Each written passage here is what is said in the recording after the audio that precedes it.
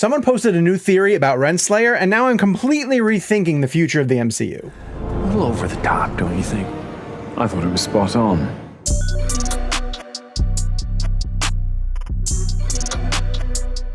Hey guys, it's Sean O'Connell, the managing editor here at Cinema Blend, and welcome back to another analysis video for Loki Season 2. We are up to Episode 2 of the brand new season. All you Marvel fans have watched, and you want to find out what all of these things meant that you were watching, specifically about this great new Ravonna Renslayer theory that found its way onto Reddit, that the moment I read it, I kind of thought, oh, wait a second, that's pretty impressive, and I think this person is onto something. So we're going to start there in our analysis, but we're also going to get into Broxton, Oklahoma, and we're going to talk about Zaniac, and we're going to discuss why He Who Remains is suddenly very, very important to what's happening in the TVA for the rest of the season. And while you are here, hit subscribe, turn on your notifications, and be alerted to every time that we post a new video, whether it's about Loki or anything else in the entertainment sphere. But right now, without further ado, let's dive right into Episode 2 of Season 2 of the Marvel Studios show Loki. Ready for round 2. So let's start with two characters who we don't even see in this episode, which is Renslayer and my good friend Miss Minutes. There's a reason why I'm wearing this hat today. You're way too obsessed with her. She is going to become very important to the story moving forward based on what we learned in Episode 2 of Loki. Renslayer, of course, the last time we saw her, she was walking through a time door in search of free will.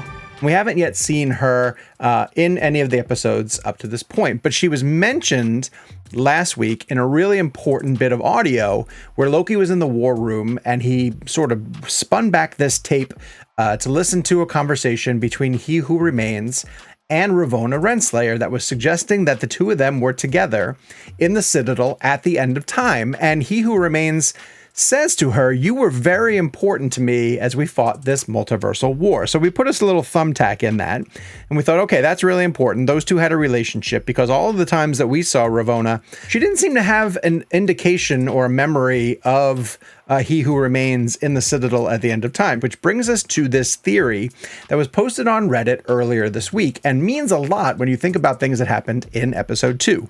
So this person was trying to figure out what the importance of the multiverse was and the importance of Kang and his ultimate mission, or at least his motivations, something that would humanize Kang in a way that the Infinity Saga humanized Thanos and gave us a sort of gray area where we understood at the very least that, like, yeah, Thanos had some really awful things planned for humanity, but in his mind, he had a justification for why he wanted to cut the universe's population in half. Sometimes our emotions get the better of us. You can say that again. The theory sort of goes that during the multiversal war, the reason why Kang was eliminating all of these other multiverses was to create a perfect world, a perfect society for the love of his life, who was Ravonna Renslayer. That essentially he was doing all of this so that this would be the timeline on which he and Renslayer fell in love, and their romance essentially would sustain him for the rest of time. And there is some interesting parallel to that, because in the comics, when we were dealing with Thanos, a big part of the reason why Thanos was doing the things that he was doing was to get the attention of the character of Death. And he just craved her approval at every turn and did everything that he could in order to impress her and sort of win her over. It's possible that the MCU is borrowing a little bit of that and applying it to Kang the Conqueror and his storyline. Now, doesn't that mean that Renslayer would have some sort of memory of their time together? Well, if you buy into this theory, then Renslayer found out that Kang killed thousands upon thousands of multiversal timeline branches just to maintain the one where the two of them are together, and then she outright rejects him. So he wipes her memory, but plants her back in the TVA so that she's still around. He knows where she is, but she doesn't have any sort of memory of what had happened with the multiversal war, although we did hear that audio to know that she is part of that. How does Miss Minutes tie into that? Well, right now we don't know a whole heck of a lot because we haven't seen her yet. She does get mentioned by OB saying that we would kind of need her to reverse some of the programming that's making the time loom go wonky. And we know that she, of course, has a history with He Who Remains, having worked for him at the Citadel at the end of time. And it was confirmed in this episode that she at least is working with Renslayer. She really is full of surprises. You can say that again. But Miss Minutes, in the absence of He Who Remains, seems to be the most powerful person in the TVA, so she is going to have to surface someplace else other than my amazing hat, which I'm really proud of. Suits you. So before we move on, let's talk about one other character who we haven't yet seen in Loki Season 2, He Who Remains. or Kang, or the different Kang variants, who, again, is really important to the narrative going on here. And we learned at the end of this episode that his temporal aura is needed by OB in order to gobbledygook timeline science. It's too complicated. I can't focus. It's so gibberish. Like, there's a blast door, and it has to close. And now that the blast door is closed, they gotta open it up again, but they don't have He Who Remains' temporal aura. Well, the good part about that we know is that there's multiple variants of Kang all over the place. So my guess is that they're going to figure out a different way to go get another Kang and bring him into this timeline and use his temporal aura. Could even be Victor Timely, who was hinted at in the closing sequences of Ant-Man and the Wasp: Quantumania, where we saw Mobius and Loki sitting in an audience for a conversation that Victor Timely was having at what looked to be like a World's Fair of some type of thing.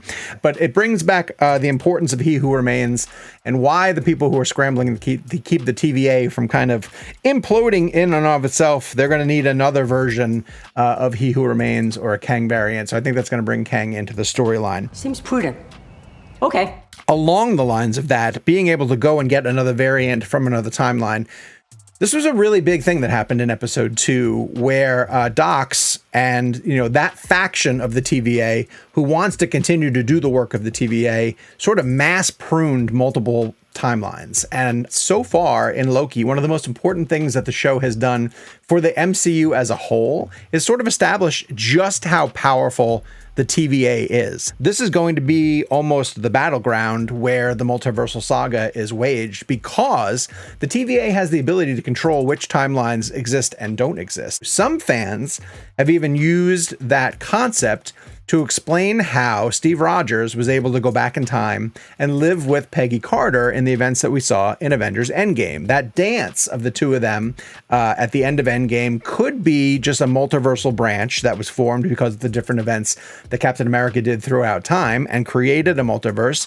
not unlike what Kang is maybe trying to establish with Renslayer, where two lovers who were never going to be able to get together finally figure out a way for them to exist on a timeline that doesn't disrupt the reality of the sacred timeline too much.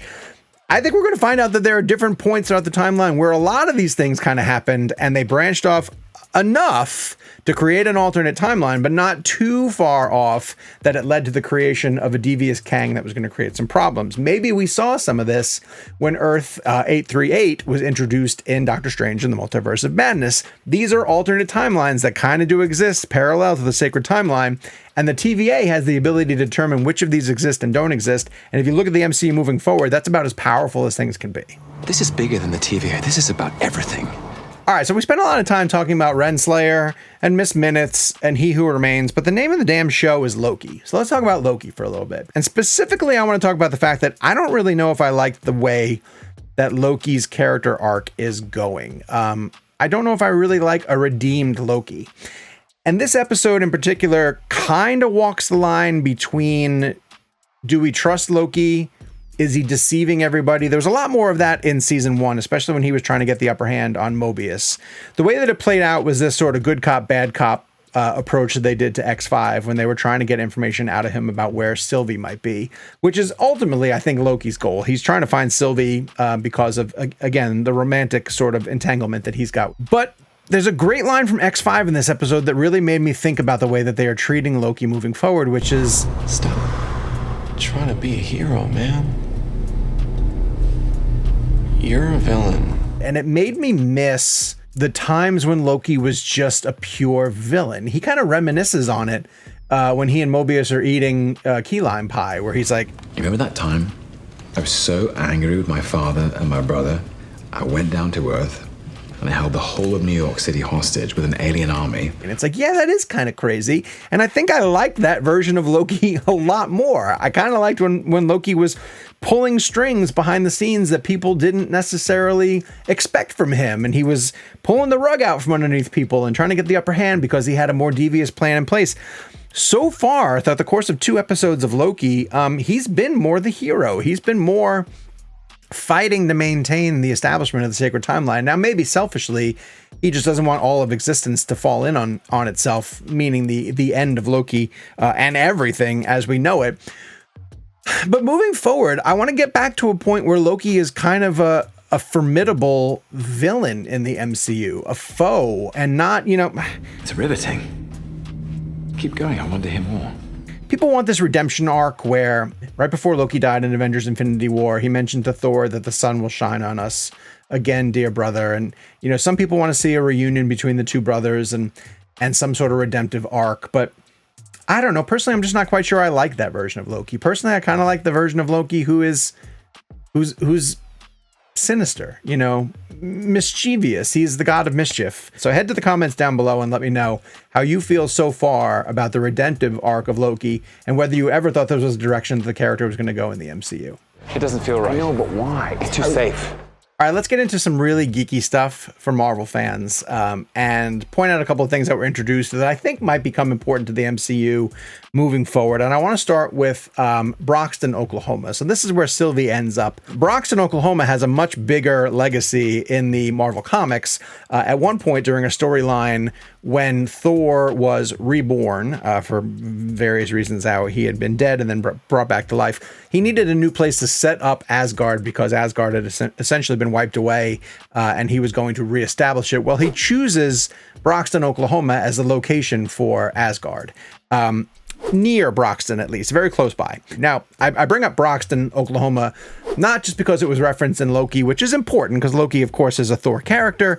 And when you mention Broxton, for anybody who's paid attention to Thor, that's relevant. But at the end of this episode, even after the TVA pruned 100 timelines, one of the ones that remained was Broxton, Oklahoma, was Sylvie. She's still sitting on a truck, outside of the McDonald's, and Jack, the employee, says, "Are you going to be here tomorrow?" And she says yes, essentially, and the episode comes to a close. Maybe it's just possible that the MCU was leaving Broxton, Oklahoma on the board to sort of say that later on, in a future Thor story, maybe, Thor figures out a way to get onto that timeline where Broxton, Oklahoma exists back in 1982 and decides that that's where he's going to rebuild Asgard because as of right now, due to the work of Thanos, the Asgardians are a bit of a mess. And yes, there is a new Asgard the Valkyrie is presiding over, but it would be great if Thor could sort of reestablish the glory of Asgard in a place. And if they're going to follow the comic book lore, Broxton, Oklahoma would be one of those different places where Thor could decide to rebuild Asgard. So I think that's really important. The other one I want to bring up is Zaniac. And it's very possible that this sort of zipped right past you as Mobius and Loki were chasing X5 through London. But Zaniac was the name of the movie and potential character that Brad Wolfe, who was the alias of X5 when he was living out his best life on the branched timeline. Making movies. And if you read Marvel Comics, Doctor Strange comics, and Thor comics specifically, you'll know that Zaniac actually has some history. It is a parasitic sort of entity that was created by Dormammu. Now, Dormammu was a villain that was introduced in the initial Doctor Strange movie, and Zaniac comes from the Dark Dimension, and for a while took over the personality of an actor named Brad Wolfe, and Brad Wolfe portrayed Zaniac in a science fiction film.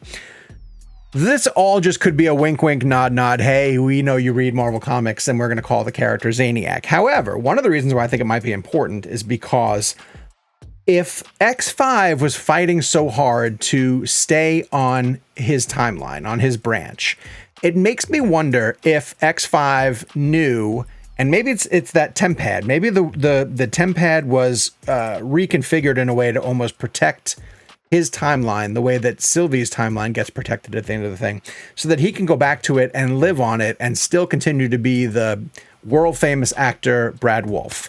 And if that's the case, the last time that we saw Doctor Strange, at the very end of Doctor Strange in the Multiverse of Madness, he gets introduced to a new sorcerer named Clea. She mentions the fact that there's been an incursion due to the actions that Doctor Strange did in Doctor Strange in the Multiverse of Madness, and the two of them have to go into the Dark Dimension in order to prevent more chaos from happening. Now, you bring up the Dark Dimension, you bring up that's where Dormammu is from, you bring up Zaniac, a character who was created by Dormammu from the Dark Dimension. I have to start to believe that all of this is on purpose. So I saw Zaniac. I thought that was pretty important. I wanted you guys to be up to speed on at least what I knew about it, and we will see if the MCU decides to build on that character moving forward. You gotta get your own tickets. I'm not hooking you up. I will. Not after this. I will.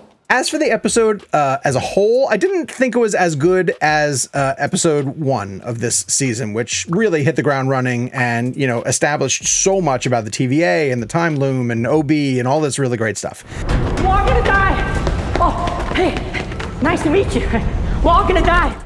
There was a little bit of spinning in place. The interrogation of Brad was a little bit lengthy. We knew that they were doing a good cop, bad cop type thing between Loki and Mobius. I still love their chemistry. How about a slice of pie? Key lime. Okay, great. And I also just thought the beginning of this episode was a little bit confusing. The way it sort of plunged us right into London of 1977 and us having to figure out who X5, well, I guess X5 wasn't a major character up until this point. And all of a sudden we know him as like Bradley. Still, I got my feet underneath me, figured out what was going on. And now let's get to some of the major characters. Let's get Renslayer back in the mix. Let's get Miss Minutes back in the mix, and let's figure out how Kang is going to be part of this story moving forward, because we know that Kang is important to the MCU as a whole, and we're 2 episodes into a 6-episode season. We haven't even seen him yet. So these are some of the things I'm looking forward to in the next few episodes. Let me know what you guys want to see or even hear more about in these analysis videos.